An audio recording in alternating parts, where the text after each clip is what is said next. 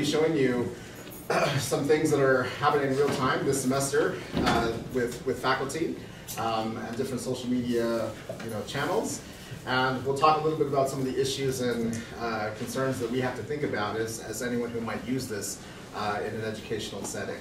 So for those of you who don't know me, my name is Varela. I am an associate director with Academic Technologies, in particular a group called Creative Studios.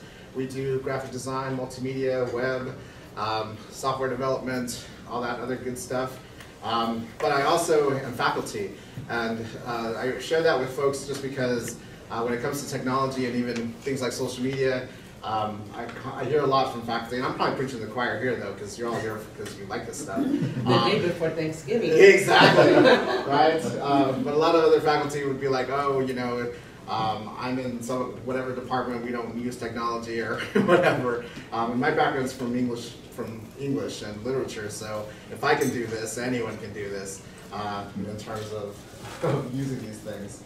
So I envision a really comfortable, informal conversation, so please, if you have any questions as we're talking about this stuff, please join in and share your experiences and ask questions or anything that you need to do. Like I said, this is not, there's no test at the end of this, or so the idea is for us to have a good conversation about making these educational connections with social media. So just to kind of clarify some terms, because whenever people hear the term social media, they immediately think of what? Facebook. Right? It's the iconic image for social media, right? But we need to know that social media actually is an umbrella term. Facebook and what Facebook is, along with YouTube or Twitter, things like that, are social networking tools and platforms. The main umbrella term, though, for social media means it's a website that has interaction back and forth. It's not just presenting information, but allows information to come back and for people to dialogue and communicate. If it has that additional function, it qualifies as social media, right? So it ranges in terms of the different types of what's available. Things like social bookmarking tools. So whenever you're on the web and you go, I really love this website, I hope I remember it, you can use different tools to bookmark it for yourself so it's easier to access. That's a social media tool. We also have social networking, which is, as you mentioned, Facebook, Twitter, Instagram, where people are sharing and communicating via these networks. There's also social news, places where you can get and disseminate information that are coming from media sources and sometimes not media sources, where communities sometimes curate information and share it, right? We also have social video and photo sharing. The social video one we're probably all very familiar with. What's the biggest platform for that? YouTube. YouTube is the best thing ever. At least in my opinion. Sometimes you don't read the comments under the videos and things like that. But you can pretty much learn anything you want from YouTube. I learned how to put flooring in my house from YouTube. That's amazing, right? The fact that someone can show me a series of videos and I did it somewhat correctly in my house, right? That's pretty fantastic. And then, of course, there's photo sharing platforms as well, things like Flickr and otherwise. Right? And we'll talk about some of those today. And then there are wikis and blogs, places for people to journal and document and kind of capture feelings, emotions, research, things like that on a daily, weekly basis. WordPress is probably the biggest one. People associate that with websites, but WordPress itself is fundamentally a blog, right? So that's just kind of contextualizing things. Social media is the umbrella term. These are the different platforms and tools within there. So we've seen its power, right, in terms of social media, whether it's being used for revolution, right? Because what's the power of social media in terms of something like this? What's its ability? Just to work the government and the establishment. You can go in indirect channels of communication that are not controlled by power, right? On one hand. What else? Reach. You can get immediate access to information and share information in real time. And again, through indirect channels. What else? What else is powerful about it? It's global. It's global, and it's easy. Most people have access to it in different ways, and it's free for now. Yes, absolutely. So whether it's political, communication and organization, things like that, and social political information, right, and communication. We've seen recently with the issue of sexual assault and sexual harassment, the kind of unity and cohesion and connection that happened with the hashtag, right, of Me Too, and the power behind that. So it has great influence and it has great reach, and that in itself makes it a very valuable tool. So in addition to seeing its power, we've also seen its consequences, haven't we? And I use this, and I tried to find a friendlier face, but it wasn't happening. Now, whether or not, again, your political affiliation and things like that, here's the thing about something that Trump is doing really excellently, right? Actually, I'll leave that to you. What do you think he's doing really well with social media? Twitter, for one thing, for sure, but what? It's diverting our attention. It's being used as an incredible distraction tool, right? It's an understanding of the power that this kind of communication has, and even that power to distract, right? So currently, we may have, for example, the Navy jet that went down, earlier today, things like that. But what's being focused on is his Twitter feud with a basketball player's dad. Right? That's amazing that, again, it has that kind of connection and influence. The other part where people are kind of criticizing or concerned is we're getting complex information, or what should be complex information, in 240 characters, right? In these little sound bites of information, where there's not further dialogue or communication or dissemination or analysis or things like that. Something gets put out, and immediately becomes a headline, and it trends, and then something else trends. And so there's not that deeper understanding of what's happening. I think in some ways that says a lot about our culture and a lot about how communication has vastly changed over time. Is that the media or the way it's being used? I think it's both. I think even just communication fundamentally is changing dramatically. And this is something we'll talk about with our students. I'll give you a quick example that I was going to talk a little bit about later, but I'll tell you this right now. So I have a nephew who is in 3rd grade, right? And right now he's learning cursive handwriting, right? And so when he told me, he's like, hey, I'm learning cursive, I thought to myself, how long has it been since I've actually written something? And then, how long has it been since I've used cursive? How long has it been since you've actually written something? Some of you are taking notes, which is cool, right? And others have got your phones on, you're like, oh, I'll get your PowerPoint later, Steve. This is okay. But let's think about this. How often are we actually writing? Signature. Maybe your signature, and that's the only thing in cursive that I can think of, right? But I sent an application yesterday to a university and did a digital signature. Right. And didn't have to pick up an ink pen. Absolutely, and I've been writing letters of recommendation for students where all I have to do is, again, just check a box saying that, yes, I did this, and that counts as my signature. So I'm not actually having to physically write anything anymore, right? So I think on that hand, too, communication is just vastly changing in terms of things, right? So let me ask you a couple questions just to kind of get some more context here. Do you use social media in your personal lives? How many of you have some form of social media that you're using currently for your personal connection with family or otherwise? Cool. How many of you are using it within your department? Announcements, events, maybe a few people, right? History departments, definitely, they use it quite extensively. And how many of you are currently using it in your classes if you're teaching? Or if you're a student? Okay, a few, all right. So we'll see where this kind of merges and expands, or if this is even something we want to do. Because I'm going to be showing you both sides of it. By no means am I a big cheerleader saying we should all have Twitter in our classrooms. Because I think there's a time and place for everything, right? And again, a lot of thought has to be taken into how it's being used. So let's play a little game here and talk about the different kinds of social networking and social media channels that are out there. So this one? Facebook, almost immediately recognizable. It was interesting to me that I read a study about reading and reading comprehension, and young kids they recognize the McDonald's logo before they ever learn how to read, right? And they know what that logo represents before, again, understanding even the full word of McDonald's, right? They see the golden arches, and what do they think?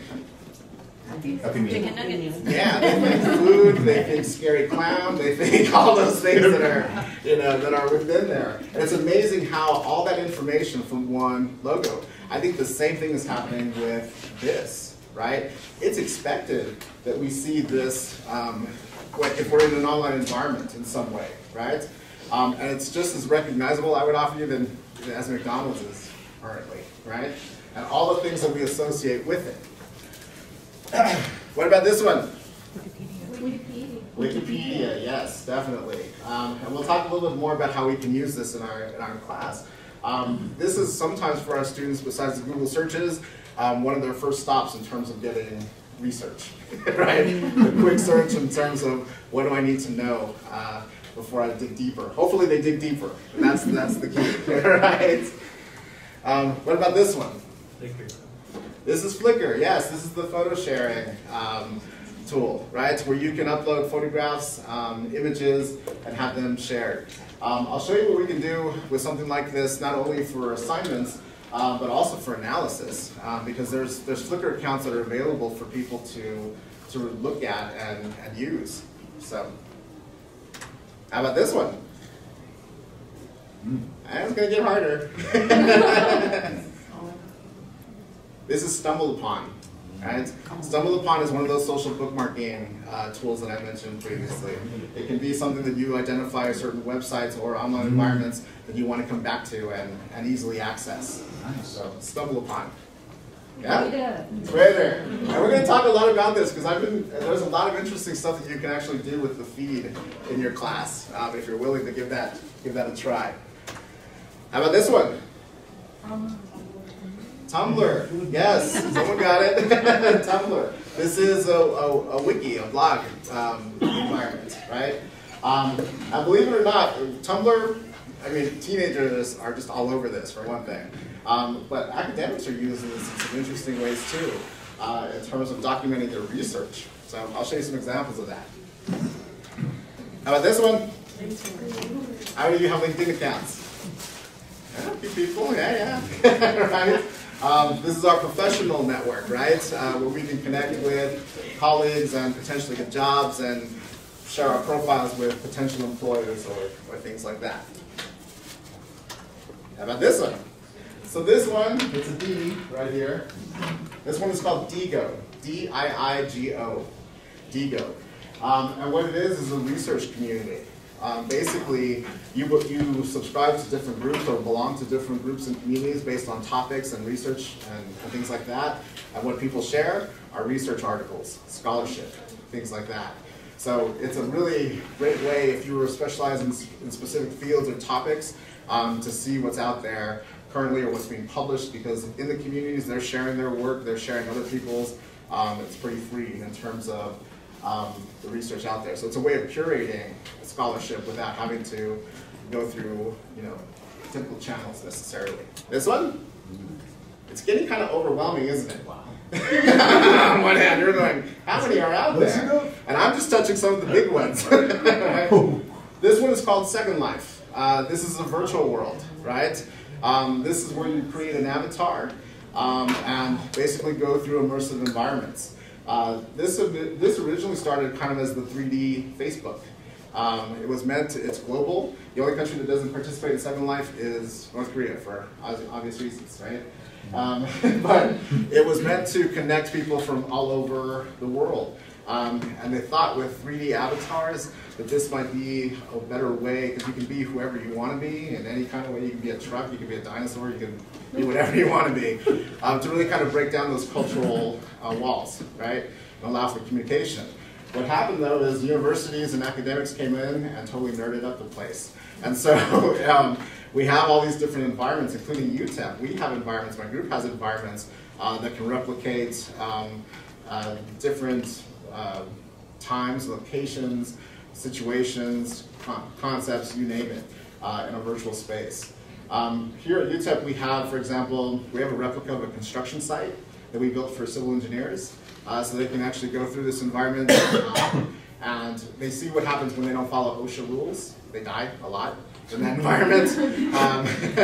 We used to have a small replication of the Galapagos where you could pretend you were Darwin and do your research with the birds and everything else like that.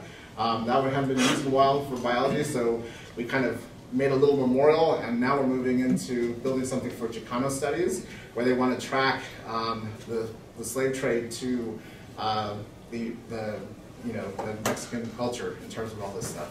Right, so we're building boats and chinampas and all this other wonderful stuff. Yeah, so we have about 8 different environments and still some space in case you're interested. But yeah, so Second Life is free. All you have to do is download the viewer. The only time it costs you money is if you want to build on there. So in this case, UTEP, my department, we pay for our environments, and then we work with faculty and anyone else who wants to create different environments for that, right? But it also qualifies under social media because of the global community of it. How about this one? Instagram. Instagram, absolutely. Again, another photos, videos, communication sharing. This one has really taken off, particularly with college students, right? Because of what it can do. Snapchat too, which I forgot to include today, but how about this one? Reddit, yes. This is social news, right? Very strong communities, very strong ideas and opinions happening on this channel, for better or worse. Social news. And this one, I think I'm going to get you with this one.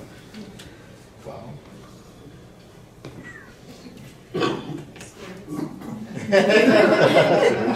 Well, that's good. You can tell from the icon that it has something to do with this. This one's called Dead Social. Okay? Now, here's where you get creepy for a little bit here. Okay? What this platform does is allows you to basically, after you pass, well, basically what you do while you're alive is you leave messages for the people that you love or want to connect with, so that after you pass, it gets sent to their social media channels after that. Yes. So after you leave, your kids will get a Facebook message or something, right? Depending on what you want to do. On a Ouija board, maybe. So there's obviously a little bit of morbidity to that, right, in terms of what it does, but we'll talk a little bit maybe about the potential academic use for it, right? Because this is really about legacy, right, and thinking about legacy.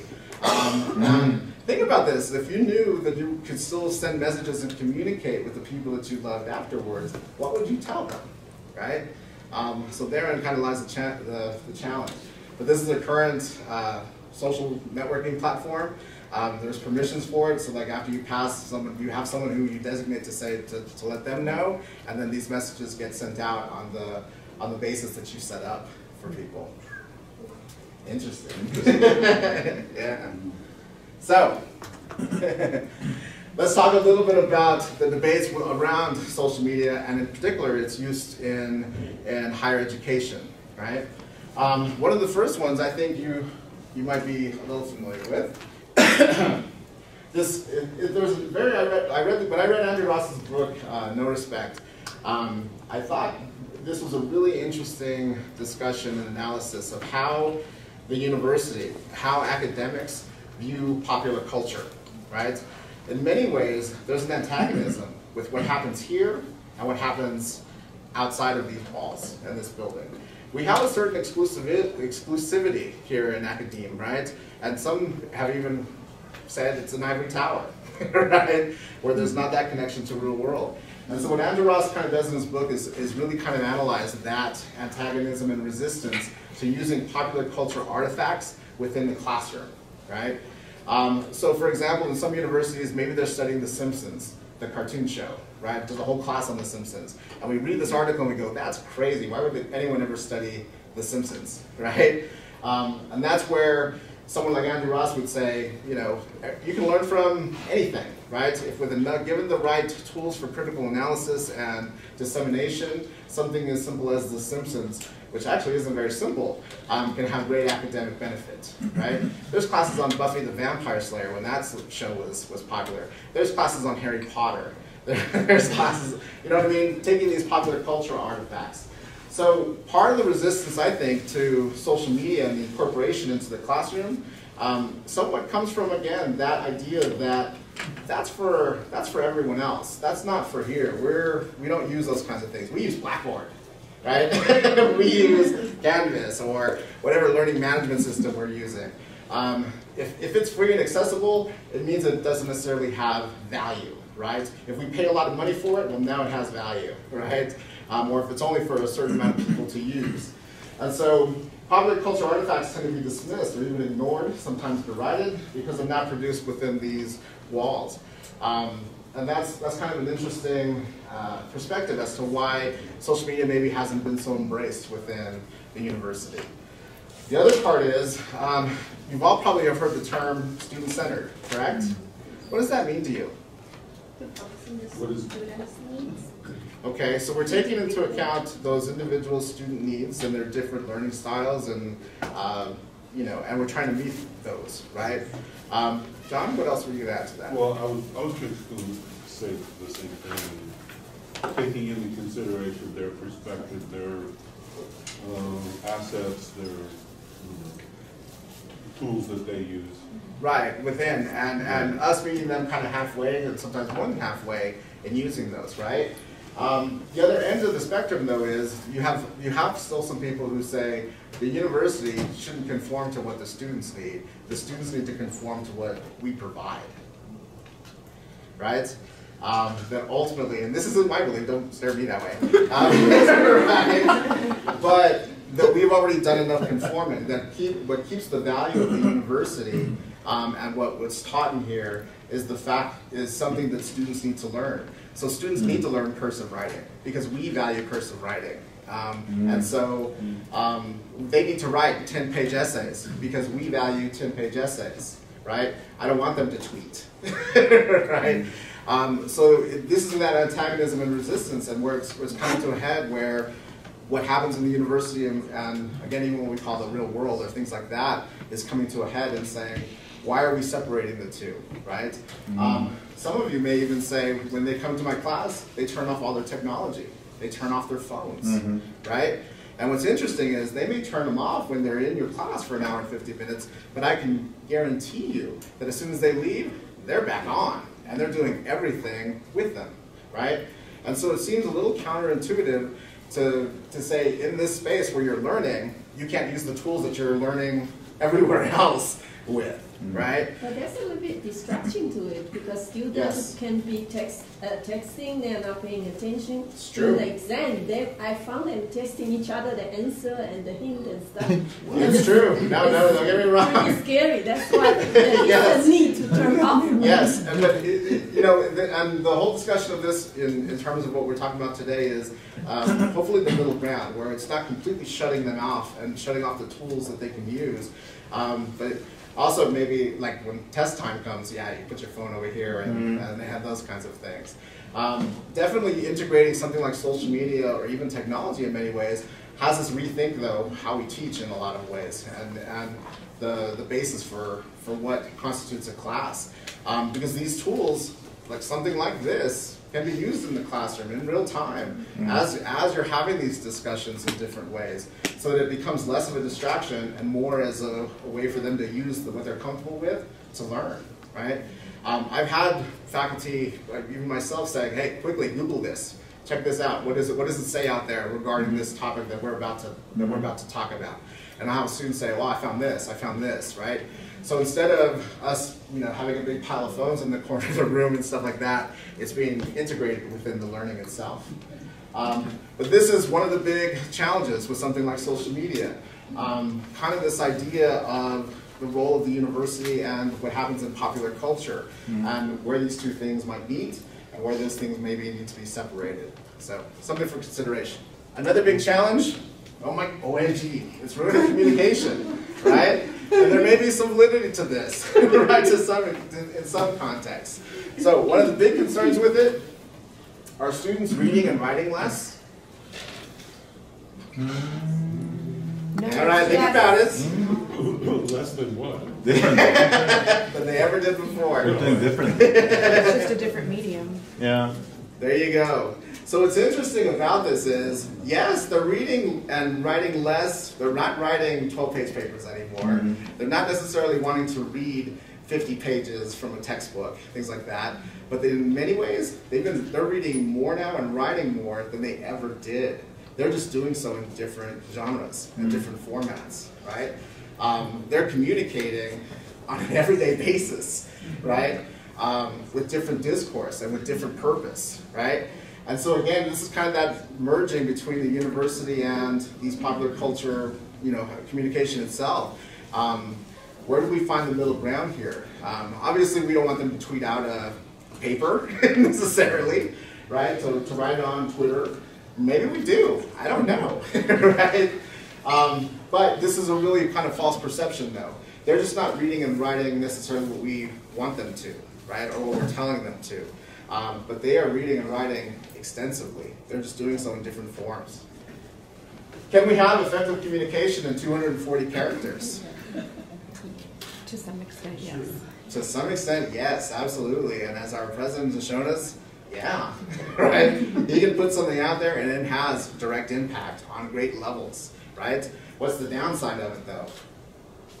It reduces complex things. Right. The simplicity, the lack of analysis, the lack of follow-through and dialogue and things like that, or productive dialogue, I should say. Because even when the 240 characters are pushed out, you're going to get 240 characters responses, right? Not all of them are really beneficial or helpful to the conversation, right? But it's definitely a concern in terms of communication. Well, but it also inculcates in us anti-social behaviors.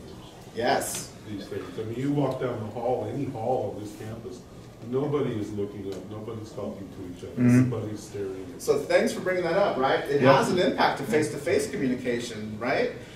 We see students struggling with just having conversation when you're talking, right? Because even we are sometimes struggling in having conversation. I've seen dinner tables, right, where people are talking and straight to the phone, or things like that. It becomes part of it, right? Public speaking, this has been hugely impacted because they're used to doing something in isolation and with some sense of anonymity, at least what they perceive as being anonymous, right? And public speaking puts them in a room where people see them and hold them accountable directly, right? And that's a huge discomfort for them, right? But John's absolutely right. You just walk around campus and see how people are walking around, right? And how they're communicating. And even try it yourself. To a stranger, say hello and see how they react, right? If they don't meet you with suspicion, right? Or like, why are you, communicating with me? You'll see there's a certain level of discomfort even with that. John? Yesterday in my 1301 class, I found out that not one person in the class knew anything about the wave of sexual harassment stuff that was going on. Not one person knew about it, and Wow. it turns out that they get their news from social media. Right. And here, you actually touched on a huge point, because social media can be a great source of information and a great source of diverse news. But what we tend to do is create a bubble for ourselves. So we only follow, we only connect to people who are like-minded in our perspectives and viewpoints, right? So basically, in our Twitter feeds and Facebooks, we're getting everyone who say everything we want to hear, right? You can always block them. And then occasionally, when something slips in, we're like, nope. Right? Or unfriend or block or things like that.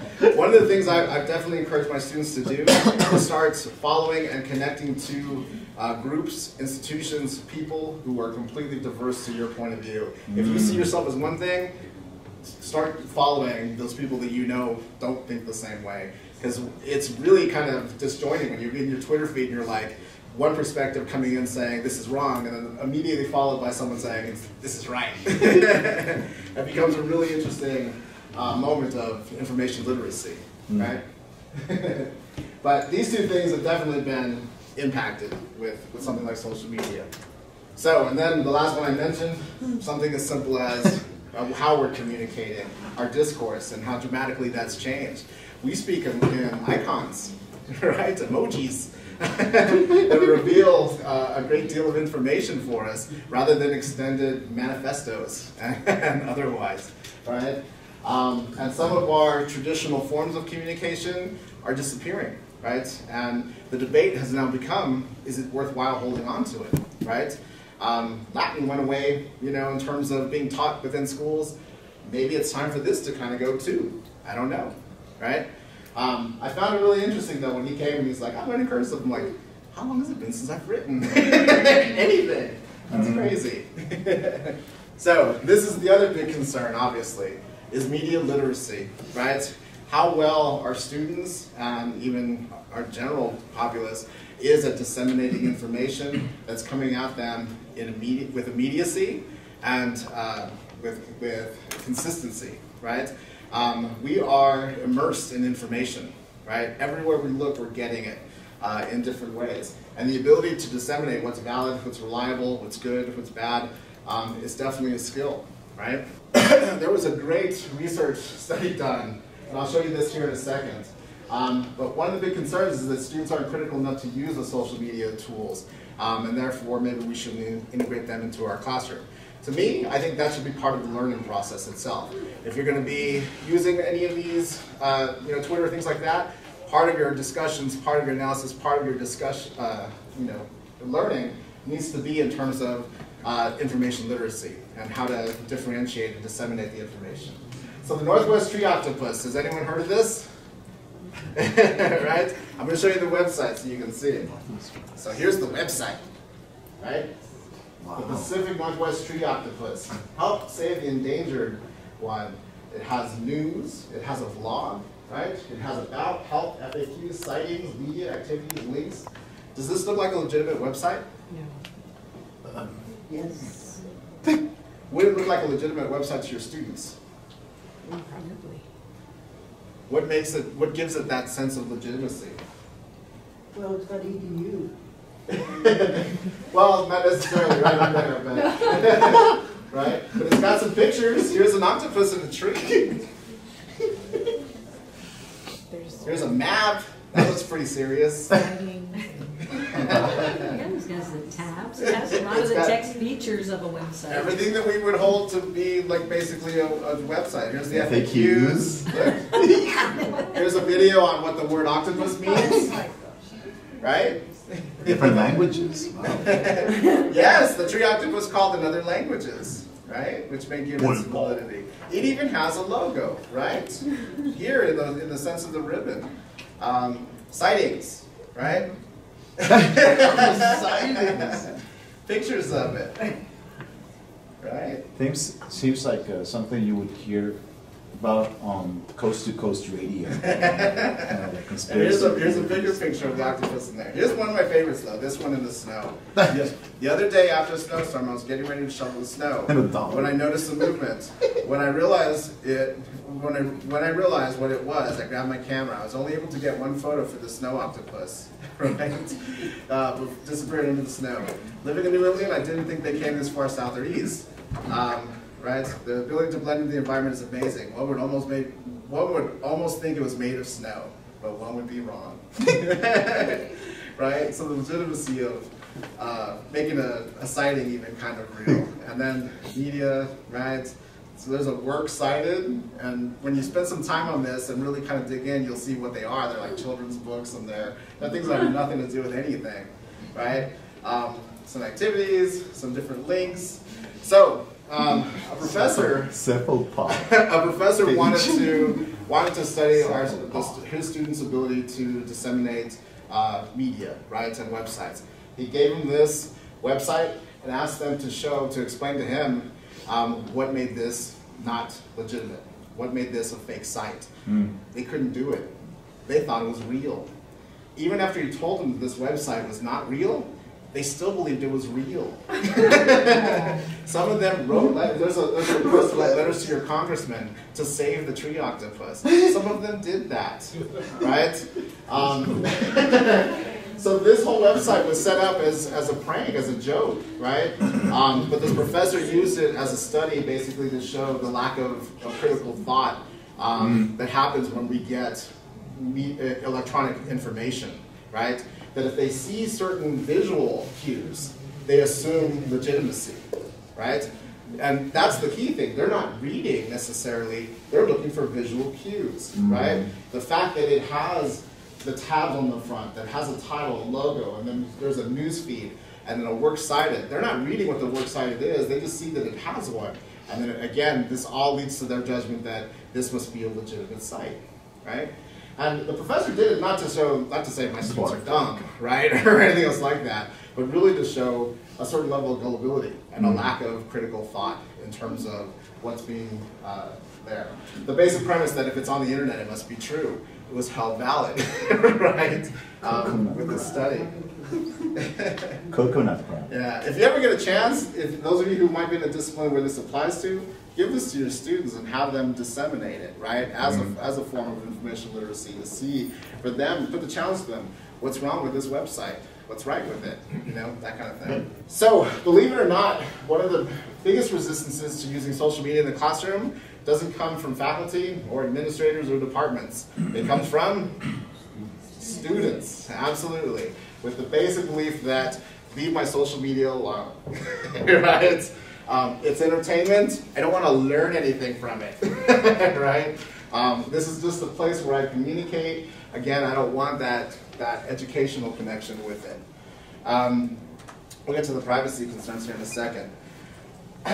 But this is why ultimately, tied with the information literacy and things like that, ways that it can be used are really, because when it comes to things like terms of use or these rules and regulations when it comes to information, most of us will just click agree and go with it, right? Again, these are things that also need to be disseminated, and copyright issues and other things that happen. One of the big concerns that students have is, well, I don't want you to see what's in my account, right? But I also think this is a great moment to talk about what it is you post and why you're posting it, right? They think that information doesn't have permanence on the web for some reason, right? And it never goes away. Delete doesn't delete, right? It's always there. So this summer, I'll give you a quick example. This summer, my son's 7 years old. We did what we call the little snow cone challenge. So we have a Hawaiian shaved ice by our house, right? And so our goal was try every flavor before the end of summer, right? So the end of summer, I'm pre-diabetic now, just so you know, right? And some flavors you should never try. But we wanted to share this with the people that we care about and things like that. So I have a Twitter account and things like that, and I started posting, right? And I'll show you what it looks like, just one of them in particular. There we go, right? So week 14, orange for Dad, cinnamon for Nick. He didn't like his and took mine. He's back in school now, right? So, and then we tag, we put a hashtag, and then we would tag Eat Shaved Ice. Because I really wanted Hawaiian Shaved Ice to give me a free machine or something. Right? Try. Anyway, what do you notice about the picture, though? What may be included and what may not be there? Yeah, we're missing, right? I'm missing, my son's missing. And one of the big discussions we had was our digital footprint, right? What pictures we put on the web, right? If I had put his picture there, poor kid, 15 years from now is applying for a job and like, we'd like to hire you, but we saw your snow cone challenge thing, and you know. But the idea ultimately that I was trying to get across to him is we have to be careful with what we're doing online, right? And so a picture of a snow cone is not going to really have that much impact or connection to anyone. Our pictures, our faces, definitely, right? So something as simple as that, right? And this was being used for fun, not for, education, but, it worked that way. So the last part is how people interact and sometimes dialogue with each other on social media. All you have to ever do is read the comments of any post on YouTube or Twitter or Facebook or things like that. Are any of you familiar with these terms, trolling and flaming? Yeah. So let's start with that one. What's trolling? Provoking?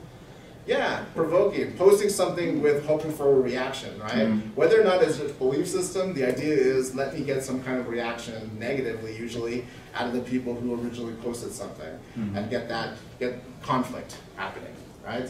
And sometimes very specifically. We see this, again, from sometimes the highest forms of government happening on a daily basis. right?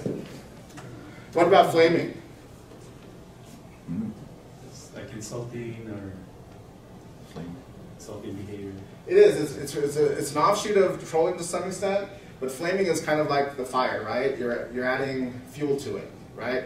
And so someone who's flaming basically joins in on a conflict, and again, they may or may not agree with what's happening there, but that's not their purpose for doing it. They just want to see that fight or disagreement get further, awful, right? And that's what flamers do. They come in to make it worse, the situation, rather than diffuse it. And then, of course, this is very easily, happening too, in terms of unwanted connections and communications and things like that. So social media channels have privacy laws, and they also have privacy tools, right? And those have to be kind of taken into account if you're going to be using these in classrooms, right?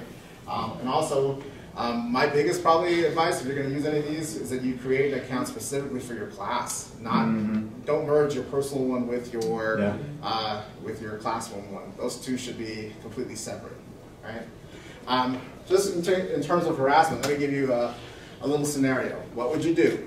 Okay. So you set up your Twitter account and receive an early post. Here's what it reads. Hi, Professor So-and-so. I'm looking forward to your class. In fact, I Googled you and saw your picture. You were really pretty. Now I really can't wait for this semester. What do you do? Say thanks. Right? So do we Delete.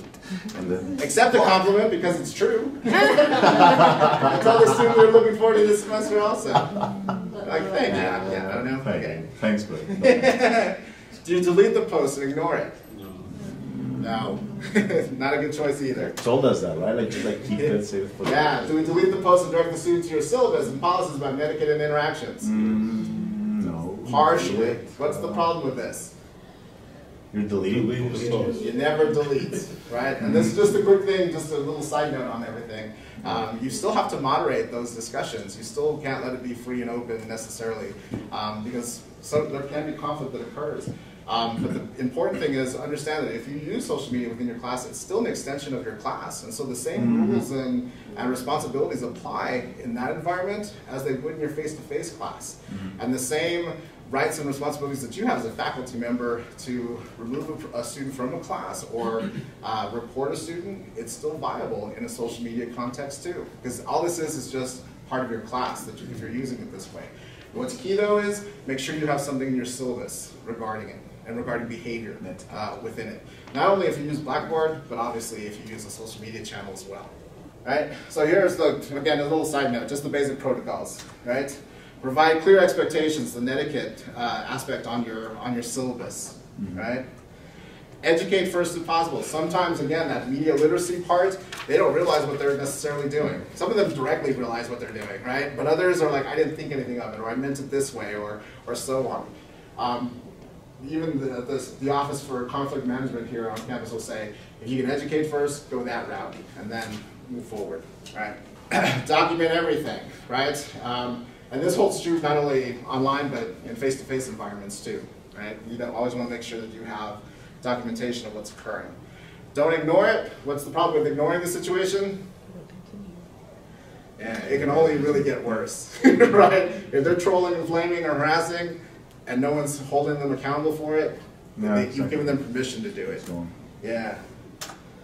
And the Office of, I can never remember the full thing, it's Oscar. Oscar? Right, of Student Conflict and whatever. Conduct and conflict resolution. Thank you. One of the best pieces of advice they gave me was, if you feel like you should have contacted us, or you feel like you should contact us, you probably already should have, right? Great advice to know.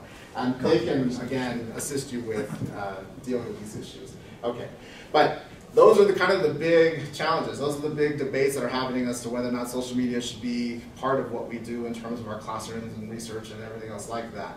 Everywhere from the issues of media literacy all the way to how people comport themselves in the online environments. So let's get to the positive stuff though, right? How can it be used effectively in our classes? And how can it be used really to enhance what we do in our classrooms?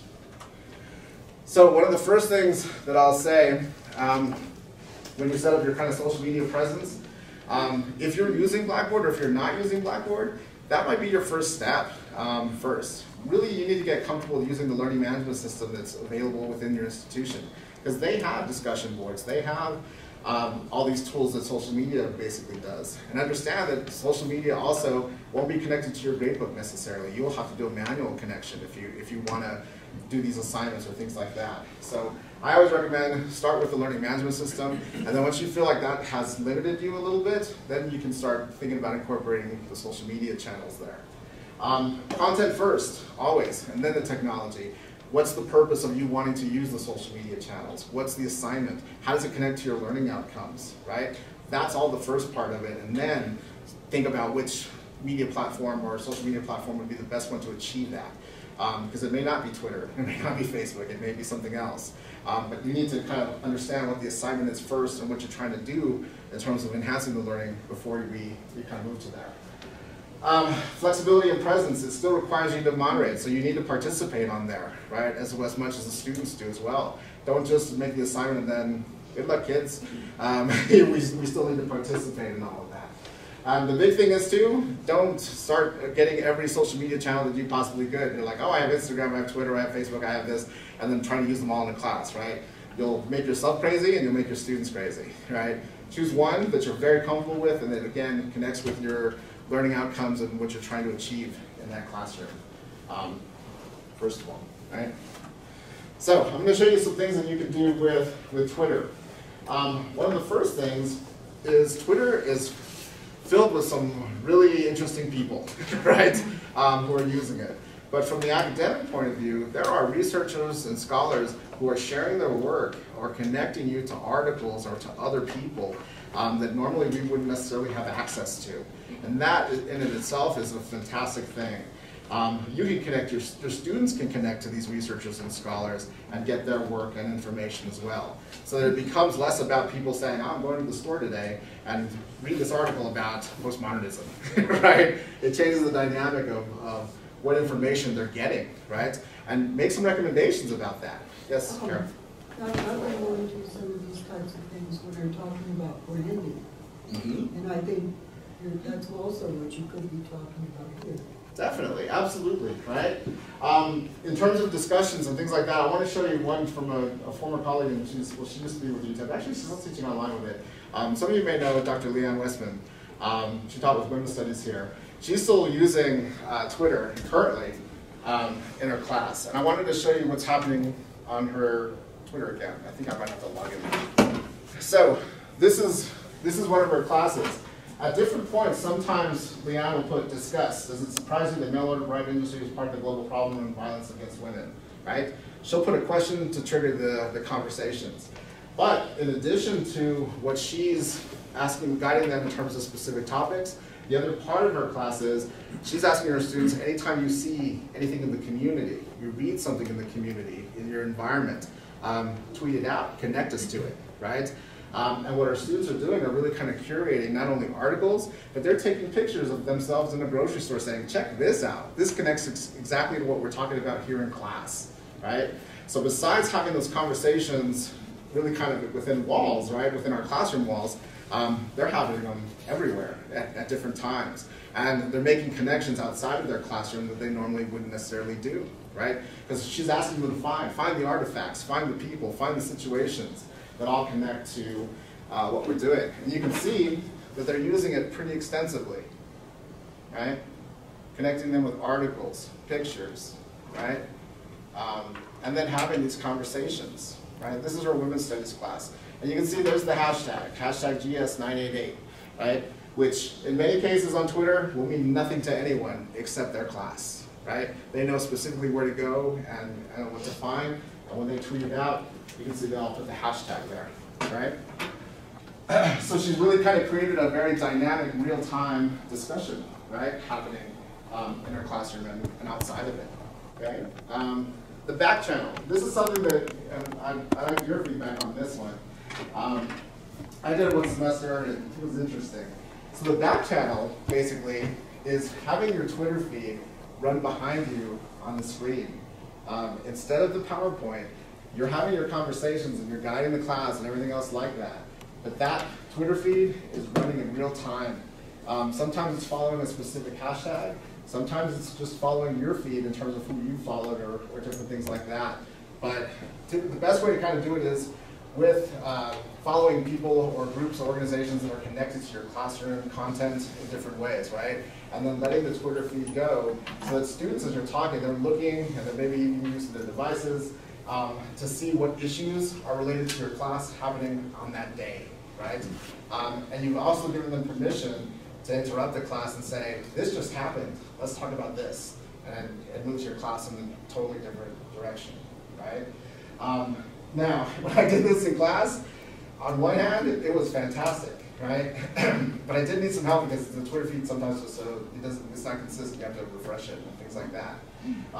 So it was really dynamic.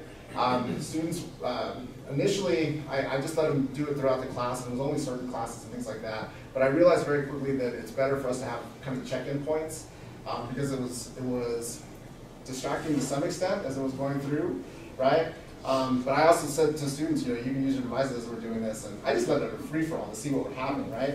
And then I realized, okay, that doesn't work. Let's do check-ins, right? Or we'll turn it on, see what's happening, and then maybe have a conversation or two. That worked a lot better, right? The other part was I used it for them to tweet out their class notes, right? So basically, while we were having the conversation, they were hashtagging, and anytime I said something that was hopefully meaningful, they would comment on it and tweet it out in real time and have that go as well. The nice thing about that is I never had a student ever ask me, what did we do in class last time? Ever.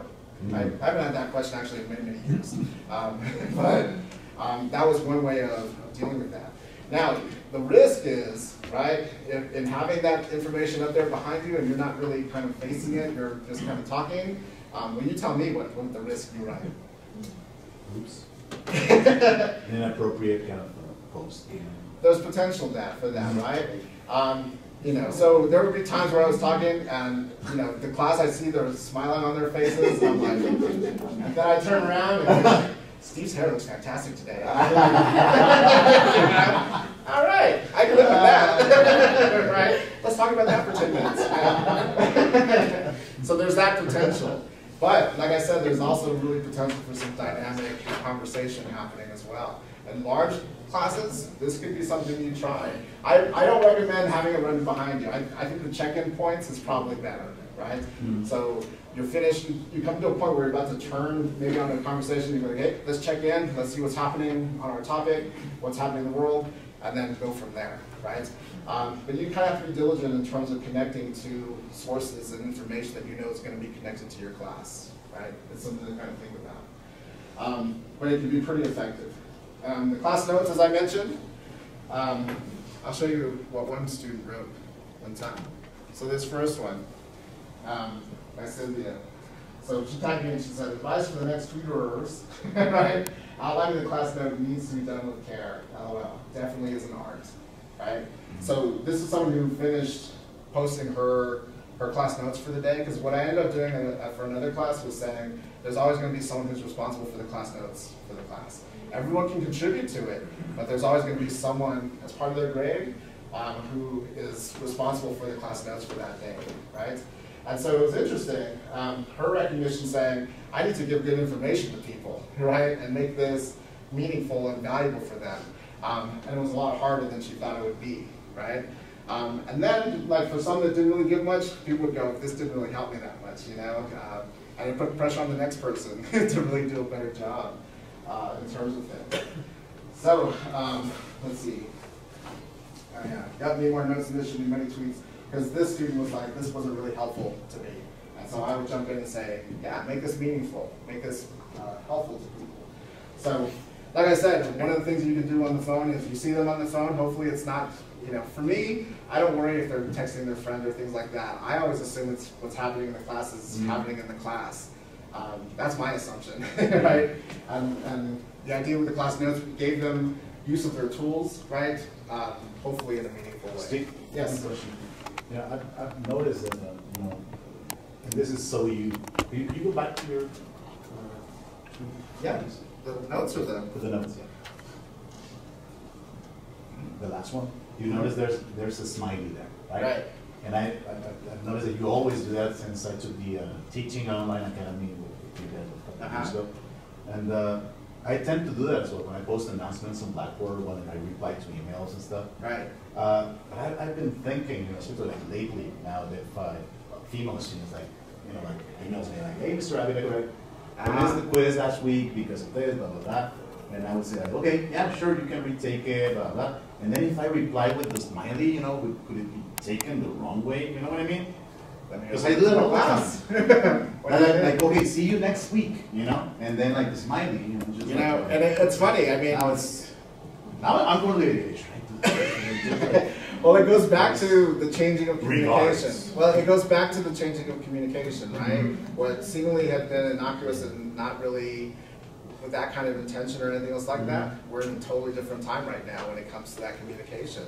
So it's kind of scary. Maybe it means we have to be aware of, this is 2011, right?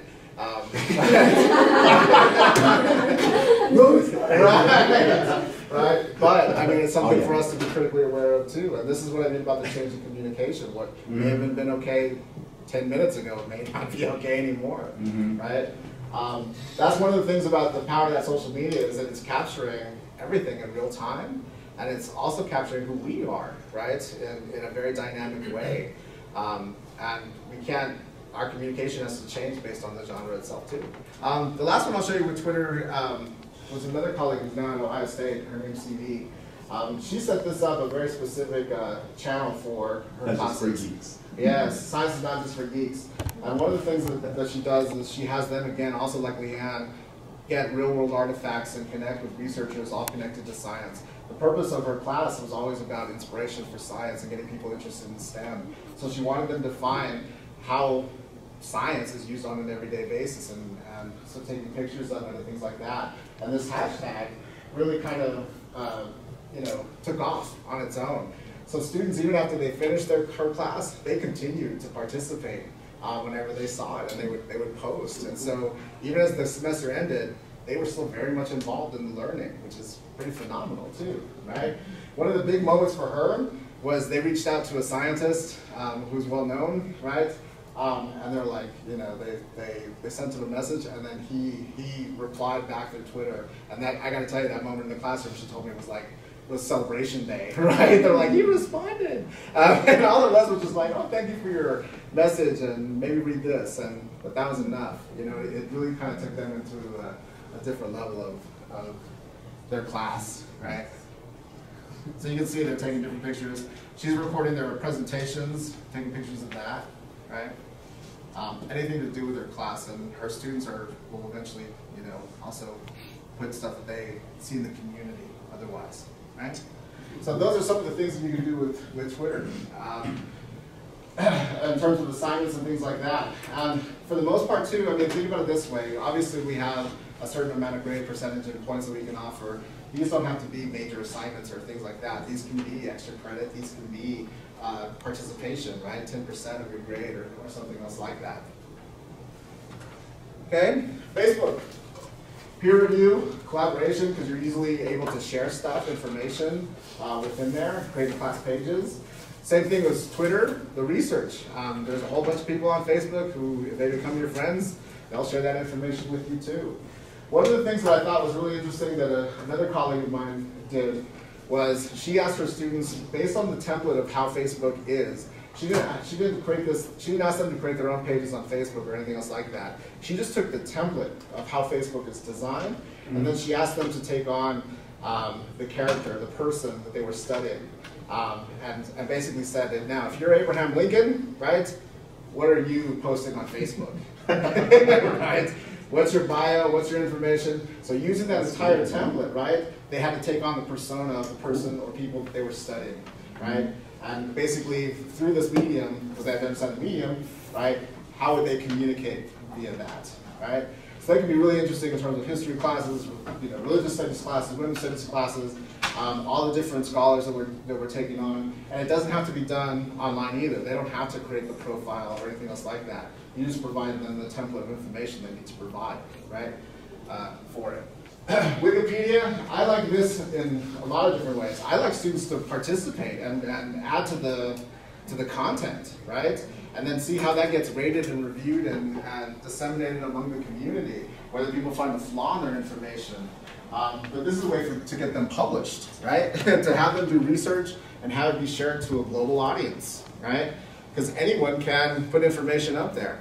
And the interesting thing, the great thing about Wikipedia is, it is on top of it. If people are posting crazy stuff that's not valid and reliable, they'll take it off and they'll correct it and different things like that. There's moments though, and we've seen this sometimes in news stories, where something will slip for a few minutes and before it gets corrected and then it becomes news. But that's more the issue of the journalist or whatever, right? But I'll use this to talk about liability of research or information, research bias, like what information are we including, what are we not including about the topics and people that are on there. Research oversight and omission, again, maybe they presented them in one way, why did they present them in another way? Those kinds of things. Flickr, creative writing assignments, using images for writing, right? Here's the image, because they're all free and available there. Use that as a way to, as the guide for the writing. Create a story off of this image. What do you analyze this image? Rhetorical analysis, perhaps, right? You can also talk about intellectual property and copyright issues. One of the big issues that students definitely don't understand is that when they take images off Google, right, that many a times they are committing copyright infringement, because Google is a database and it's grabbing from published sources. And without attribution, we're infringing, right? And then of course it can be used as a presentation tool to share information. I mentioned Tumblr, right, as a blog. And so people use it sometimes for a discussion board, people use it for reflection pieces, having them keep kind of an online journal basically for this semester or beyond, right? But I thought this was really interesting that Michigan State was doing. So they have MSU Geology in the Field, basically. And it's shared with the geology department. And so basically what they're doing is they're showing all their research as they're doing it, all the field research and so on. So you can see they have, you know, people following. But I mean, just look at how wonderful, right? The real research that the scholars within the department are doing, all being kind of centralized in one place and contributed by those members of the faculty for students to enjoy and to see and to have conversations about, right? And again, these images are being taken by them, so they own it, right? So they don't have to worry about that attribution. So they can use these in the classes in different ways, right? MSU's been really clever about how they use social media. And then of course the virtual worlds, as I mentioned. You can take virtual field trips to times and locations you normally wouldn't have access to, right? It's immersive, so you can click around and these multimedia can be embedded within there, different things. Because it's global, it could be a really interesting cultural study, right? Of how people are communicating on this platform. I'm going to show you really quickly one that we created, and this is a video version of it. But basically, in our Second Life environment, let me see if I can turn this down.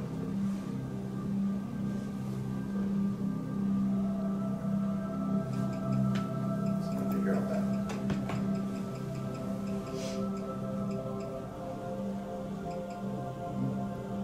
There we go. There. So what you're looking at is the UTEP campus from 1914 to 1960. So students, if they created an avatar, there's our original mascot, Dynamite, the donkey. Before we were minors, well, as we were minors. There's a little story that's connected with that. NMSU apparently kidnapped, well, they cut off the ear of our donkey at 1 year, right? Yeah, it's crazy. But this is what the classrooms inside the buildings look like. So we did 6 to 8 months worth of research and photographs of what the campus looked like and what it looked like inside the buildings and stuff. This one in particular, the assay office, this is a complete replica of what this building looked like on campus. We were really meticulous in terms of all of it. And students can click in there and find out what these artifacts are, what they mean, how they were used at UTEP, and so on. I believe it was 1915, maybe, but the campus caught fire, right? And so students can actually help put out the fire if they want to. If they want to. If they want to. Or if they have no other choice. Yeah, this is the catalyst ultimately for us moving locations, right? Where UTEP went from Fort Bliss to this area. The working mine shaft that we have here on campus, we rebuilt that one too, and we have Dean Kidd saying fire in the hole, because apparently he used to say that and throw dynamite sticks at students. But they can get kind of a, because he can't go in there now without with permission. So, yeah. So basically, like I said, this is something obviously our students would never be able to really kind of experience, but through this we can help them experience it, right? That's pretty cool. That's Old Main. Sorry? Is that Old Main? Yes. Before, and then you can see the actual picture that we used to. So before the campus was campus. So we thought at one point, and this is something we still might do, is to show the UTEP campus at different historical periods, right, as it's evolved to where it is now. And it can be a virtual new student orientation if they wanted it, right, and things like that, because you can communicate within there. So there's, in Second Life, if you're ever interested, here's my warning to you though, once you get in, give yourself some time, because it's a rabbit hole, and you'll be like 4 days later, like, what happened, right? Because there's some amazing stuff in there. There's a replication of Shakespeare's Globe Theater, there's replication of Athens, you know, the monuments in ancient Greece. There's 1920s jazz Harlem in there. You name it. There's to the T perfect replications of these environments with interaction and multimedia and things like that that students can go in and experience, right? And if it's not there already, we can build it too. So, this is the last one. Oops. How would we use this? Okay. How could we use it? Maybe creative After writing. classes. Could be a creative writing class. In what way, Alex? History, maybe? Yeah. That's what I was gonna say too, like leaving messages to somebody, either past or present. Yeah. I don't know. And at some point, they don't have to create the account, right? Because it is a little creepy, and maybe we don't want to get those things. But if this is, maybe it's a legacy assignment, right? Here's your assignment. You need to write to your, to your future child or to your loved ones or whatever, over, after you pass for a period of a year. What are the main things that you want to articulate to them, right? As a writing assignment, as a critical thinking assignment, right? A communication assignment. There's a lot of potential there. Yeah, like, what would you tell your family or fellow citizens? How would you justify yourself for going to war with another country? Right. Like, how would you justify So it could be yourself? lessons learned History, from the larger political community. science. Yeah, it could be lessons learned from what you're experiencing politically, socially at that time, right? And you're wanting to pass on those lessons, right? But the other challenge to this is knowing that it's going to go through social media channels as well, right? So how do you articulate that for Twitter? How do you articulate that for Facebook? How do you articulate that for Instagram, or so on? So they have to think about their communication in these different discourses, which adds another layer of challenge to them, right? Whether they're personal messages or larger social economic messages, perhaps political messages. It's an interesting assignment in that regard. So even as weird and creepy as this is, right, there still can be some academic benefit from that, right? So, folks, again, I want to say thank you so much for your time and willingness to be here the day before Thanksgiving. There's my information. Feel free to troll me at Professor Steve. I'll do that. Are there any questions or comments, concerns? Yes? Dr. Cortez, Teresa Cortez, Yes. member in Education Leadership, she has used Facebook for one of her classes. I think it was data management or something. Really? It was a really hard class. She's used it for 5 years. And it's like, people keep coming back. Like even in the beginning of the semester, Right. and the students would say, oh, wow, this looks like, oh, this is horrible. And then people from last year, a couple years ago, said, it looks bad in the beginning, but it will work. And just hang in there. And it's also worked to help them get jobs. because some of the people from 5 years ago now have nice That's jobs. smart. Yeah. Okay, and the new students now know they can contact them. Yeah. It's like a networking moral support kind of thing. Yes, Yeah. yes, so. And it's private too, because even Dead Social's available there too. Legacy notes for the future students in the class. Right? Avoid this professor. Yeah. Not necessarily that, but here's what you need to do or think about or things like that. That could be a really interesting kind of thing. I'm thinking of Daniel and UNIV, right? So that when the second year students are there, how they communicate for that first year student or those later students, right? And being able to contribute to, here's what you need to think about and take this seriously and whatever, right? Might be interesting itself too. How have your students reacted? So What it's have been the reactions? It's been really positive. One of the things that we did one semester too was in my UNIV class, I had them, because one of the goals is to get them familiar with campus and the resources and things like that. So I did a little scavenger hunt, because that's the easy go-to thing.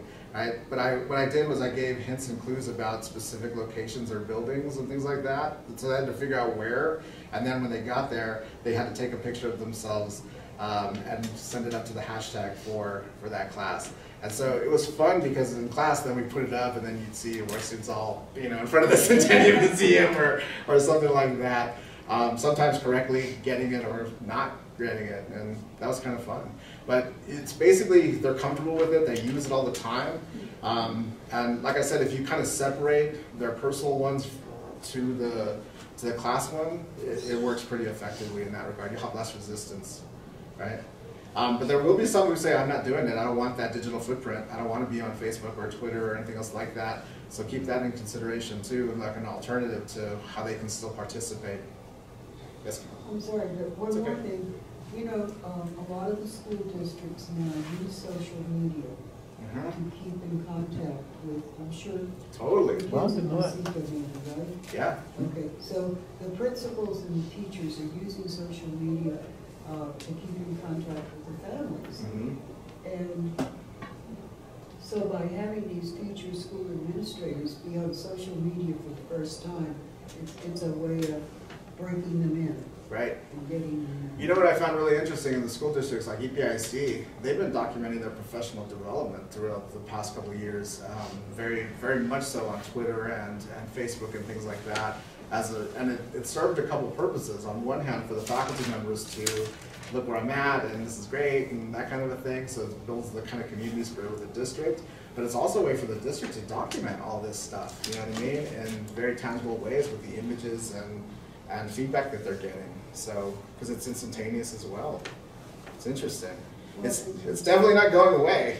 There'll be different names. It'll be Macebook or I don't know what it'll be next or whatever. But Socorro requires. Yeah. You know what I mean? Yeah. They require the teachers and the principals to do like 2 tweets a week or something. Yep. Yeah. So it's definitely becoming part of their professional skill set to some extent too. And I mean, that's why, like I said though, there has to be not just a discussion of how to use it from a technical point of view, but all the other stuff that you have to consider. And because we've seen people get in trouble, right? In terms of what they're posting too. Cool. Any other questions or comments or anything? You're wrong, folks. But you know that. I just wanna, there's a nice website, it's called Canva, and it has like very easy to use tools to create posts for Facebook and Twitter, and it's very amicable, so I've been using it, and it's Canva. Yes. Yeah, and it's free. I mean, it has certain things that are for free, but I think it's enough, so you can create like like for the news feed or whatever. So that's that one's really good. So Canva gives you graphic design templates, high quality templates that students can use, and anyone can use really for free, most of them, unless you want to pay for some specific stuff. Yeah. They can create graphics, they can change the templates. I use this semester in particular for, I had students create infographics, which are technically kind of very difficult to create and things like that. But having the templates from it was fantastic because they had to use a template, rethink it in terms of what they were trying to get across with the concept or things that they were teaching in a visual way.